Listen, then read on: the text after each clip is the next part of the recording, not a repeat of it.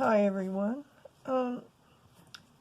Today I'd like to talk about an exciting new thing that I am trying and working on.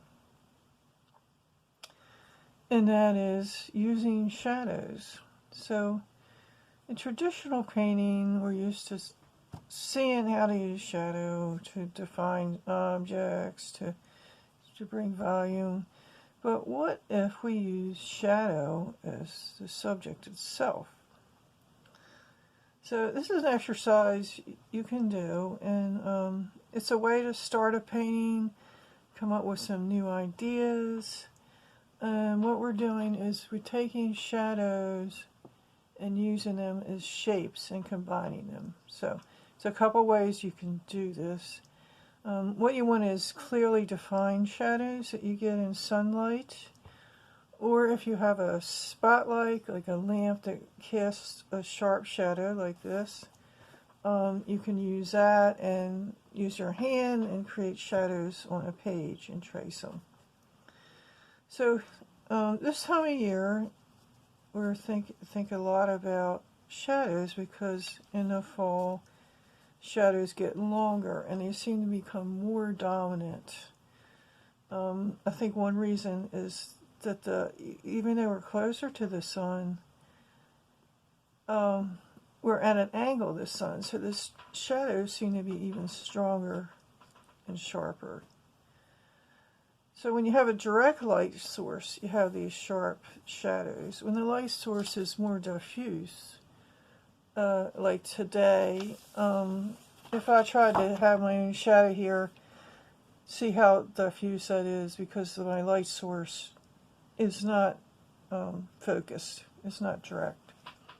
And today is not a sunny day. So, one way I approached it, instead of tracing my own shadows, I went out and took pictures and I printed them in my printer. And then I'm using these as a basis for doing my project. So starting out, I took a couple pictures of what I thought were interesting shadows. This is obviously a chair in my backyard. Here's, I was fascinated by seeing these in here in our swing. And notice how this grid shows up back here. It makes me think of our pattern pieces we did last semester. And so I have that one. And this is actually a picture I took of a miniature I made that had a figure in it. So I was photographing this dollhouse miniature, and I noticed a shadow it cast on the surface I was photographing on, and I just snapped a shot. So then I automatically have a figure here.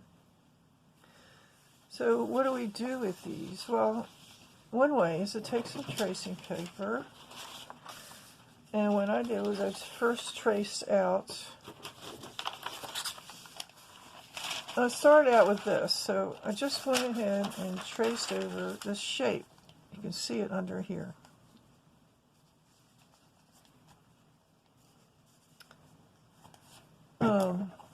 So if you can see, I traced along here and traced out this first.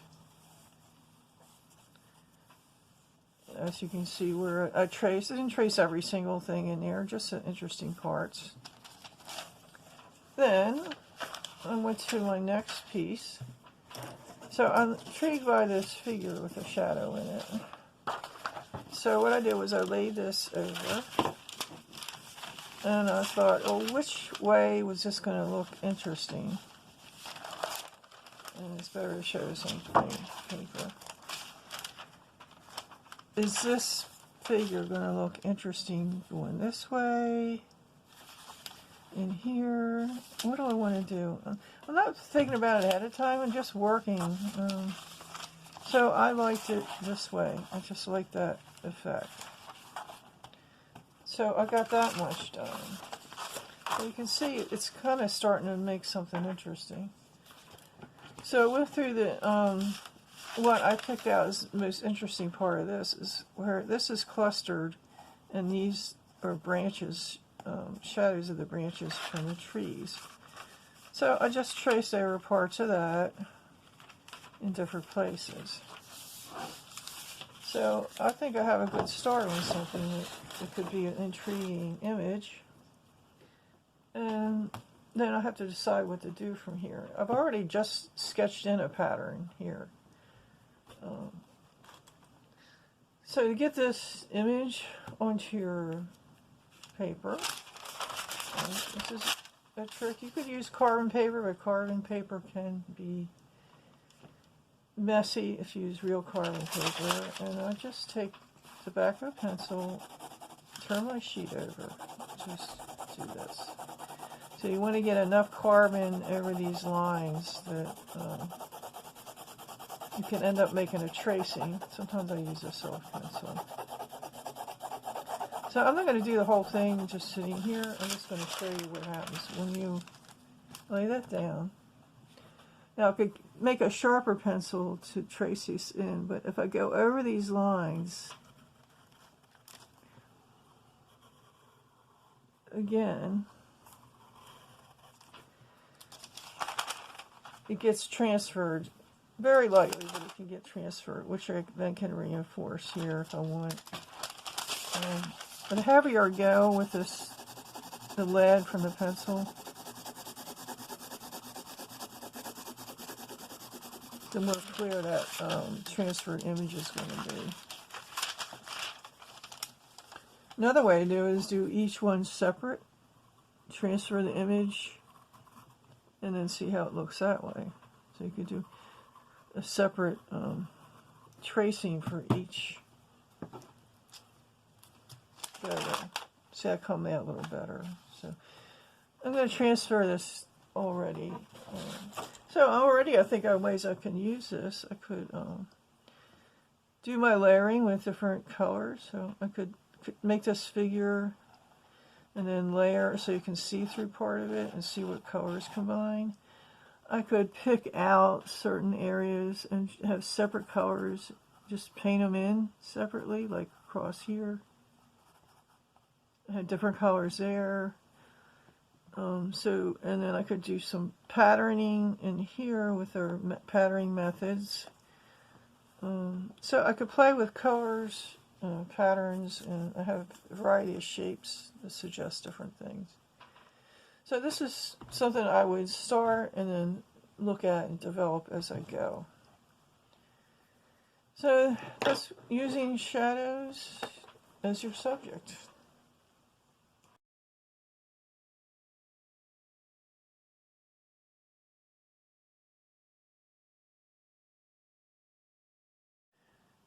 Okay, in this example, I want to show another way of getting your shadow shapes, and that is just having your object directly in your sunlight. So here I have a collection of things, and if I place it in the sun coming through my window, I see a nice sharp shadow here, defined shadow.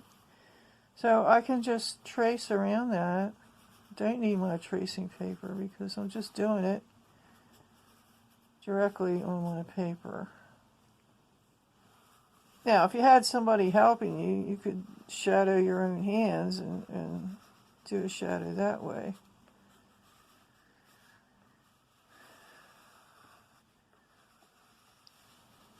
Now, this is in direct sunlight here, and this is more subtle. So you can use both if you want. It gives another shape. I'm interested in this very interesting reflection here. And that is reflected light from a container. So that's making another shape. So we can take that away and see what we have.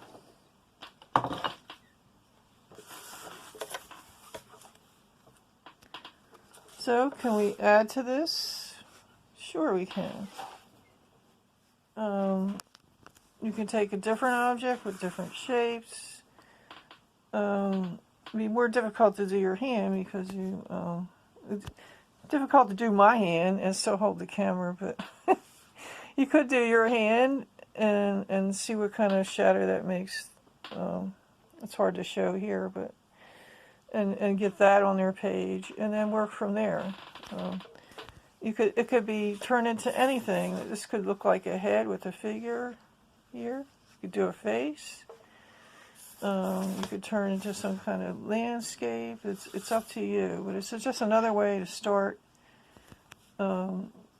using your imagination and just developing art from your imagination, from intuition.